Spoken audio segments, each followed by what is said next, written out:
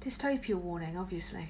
Not many sights more beautiful than a riot ban on fire, are there? I've been consoling myself with the absolute batshit state of British politics over the last couple of weeks by looking at pictures of past unrest.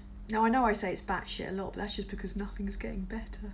Do you remember when Priti Patel went? A woman whose favourite hobby is strangling kittens, and everyone was like, oh, at least things can't get worse. And then, boom, they brought in Suella Braverman, who's running around like an evil E.T. going, refugees, go home. I think this is why as a nation we drink so much. Even if most people were infuriatingly unaware of just how much the toff mafia in charge are conning them, I think on some unconscious level they know. Anyway, the media, as ever, are failing to give you objective facts. The only tiny bit of leeway that I might give them is that it'd be impossible to keep up. So yeah, let's start off with some good news, shall we? But don't get your hopes up.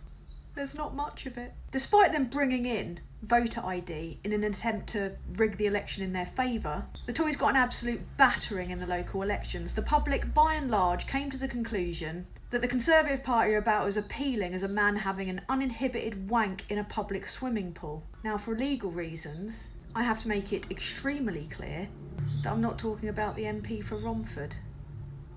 So they held the election around the time of the coronation, and they also used the election to push through the Public Order Bill, which in all but name criminalises protest. They did this because Extinction Rebellion and Just Stop Oil were too successful in their protests, and the Tories don't want to do anything about the impending climate crisis because most of their donors and their second jobs are linked to the fossil fuel industry. A criminally corrupt party of sex offenders handing more power to a criminally corrupt, misogynistic, homophobic and racist Met Police force that's full of sex offenders. What could go wrong? Well, for one, they confiscated rape alarms and arrested volunteers who work at night in Westminster to try and protect women from sexual harassment. My first thought was that the Met confiscated the rape alarms so people wouldn't be alerted to one of their officers trying to attack a woman.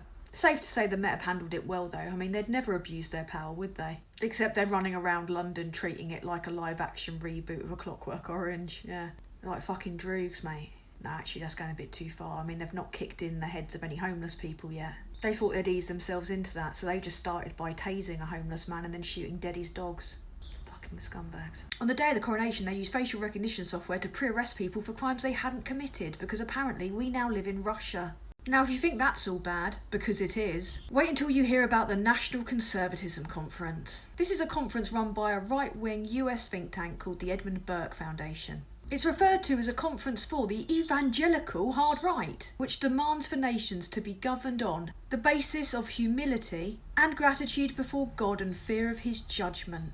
Rishi Sunak has defended his minister, Suella Braverman, speaking at the event alongside other speakers, which include Douglas Murray, who described London as a foreign country due to the number of ethnic minorities. He's also said conditions should be made harder for Muslims. David Cameron's government cut ties with him over those comments. Not this government, no. The other speakers include the wildly racist David Starkey and Trump-supporting Senator J.D. Vance, who's called for a nationwide ban on abortion in the US. When asked about exceptions for rape or incest, he said, two wrongs don't make a right.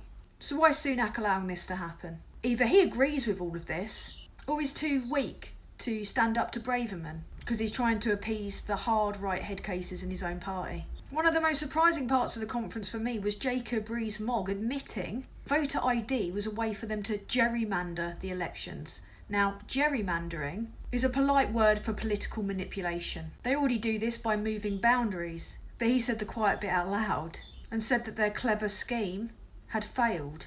Early reports are showing that up to 2 million potential voters could have been put off by the photo ID rules. They knew what they were doing. In other news, Tory MP Julian Knight's been investigated for sexual assault. I'll level with you, not much they do shocks me anymore, but this did.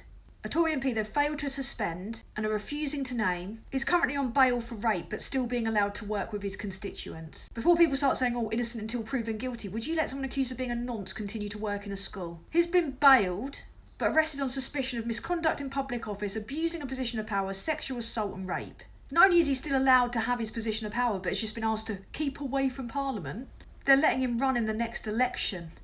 Holy fuck.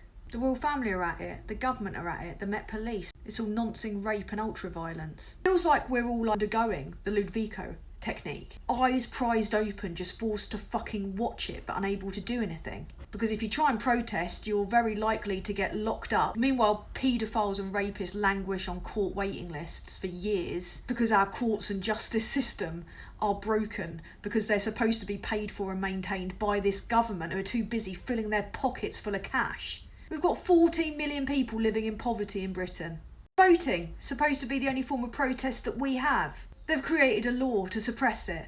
The press are supposed to tell us the truth. They abuse the Official Secrets Act to try and further clamp down on journalists, despite most of them speaking in the government's favour. And we've got a passive public that are sitting by and doing nothing whilst this happens. Part of it could be the fact that they're not getting the facts or the information. Part of it could be that if they take to the streets, they could be looking at a fucking 10 stretch or unlimited fines, whereas people that pollute our waterways don't get prison sentences or unlimited fines. They put through the laws that best serve them and give them a greater chance of maintaining control, because those positions of power are merely a conduit through which they get access to lavish donors, lavish benefits, personal financial gain. Nothing they do and nothing they have done is in the interests of us, otherwise our NHS wouldn't be collapsing, our schools wouldn't be on their arses, there wouldn't be 14 million people living in poverty. The Conservative government have bled this country dry, and now they're trying to align themselves with Trump-style politics, racist National Front rhetoric. They're creating culture wars to make you blame vulnerable communities. It's switch and bait, it's divide and conquer, and it's being implemented by people that would sooner burn a £50 note in front of you than help you. We've got kids rifling through bins. I've heard stories of single mums and elderly people taking overdoses because they can't afford their bills. Meanwhile, these bastards are taking tens of thousands of pounds from gambling companies, the fossil fuel industry. And instead of facing justice, they'll live out the rest of their lives in luxury. Fuck the lot of them.